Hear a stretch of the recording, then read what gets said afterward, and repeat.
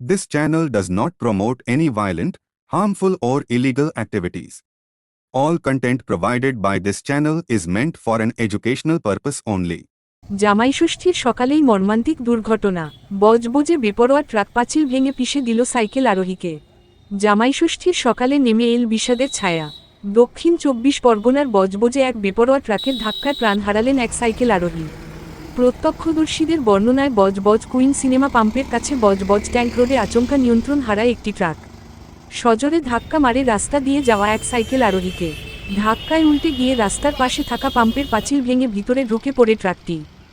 গাড়ির নিচে চাপা পড়ে ঘটনাস্থলেই ছিটকে পড়েন সাইকেল আরোহী। তার সাইকেলটিও দুমড়ে মুচড়ে যায়। খবর পেয়ে বজবজ থানার পুলিশ দ্রুত ঘটনাস্থলে পৌঁছে আহত ব্যক্তিকে উদ্ধার করে স্থানীয় হাসপাতালে নিয়ে যায়, কিন্তু চিকিৎসকেরা তাকে মৃত বলে ঘোষণা করেন।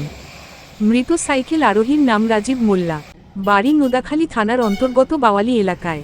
জানা গিয়েছে ভোর 5টা নাগাদ কাজের উদ্দেশ্যে সাইকেল চালিয়ে চড়িয়ালের দিকে যাচ্ছিলেন তিনি, তখনই ঘটে দুর্ঘটনাটি।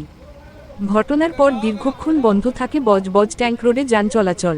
পুলিশ ট্রাকটি আটক করেছে, গ্রেফতার করা হয়েছে চালককেও। যদিও এলাকাবাসীর অনেকেই ঘটনাটি সামনে দাঁড়িয়ে দেখলেও ক্যামেরার সামনে মুখ খুলতে চাননি। পুরো ঘটনার তদন্ত শুরু করেছে বজবজ থানার পুলিশ। চালক মদ্যপ ছিলেন কি না, গাড়ির ব্রেক ফেল করেছিল কি না, নাকি সম্পূর্ণই গাফিলতির ফল, সবটাই খতিয়ে দেখা হচ্ছে। জামাইষষ্ঠীর দিন এমন মর্মান্তিক দুর্ঘটনা এলাকা জুড়ে শোকের ছায়া। আমাদের চ্যানেলে এরকম ভিডিও পেতে আমাদের চ্যানেলটি আপনারা সাবস্ক্রাইব করুন, লাইক করুন এবং যতটা পারবেন শেয়ার করুন এবং আপনাদের মতামতটা আমাদের কমেন্ট বক্সে লিখে জানান, যাতে আমরা উৎসাহিত হয়ে আরও নতুন নতুন ভিডিও আমরা আপনাদের সামনে তুলে ধরতে পারি।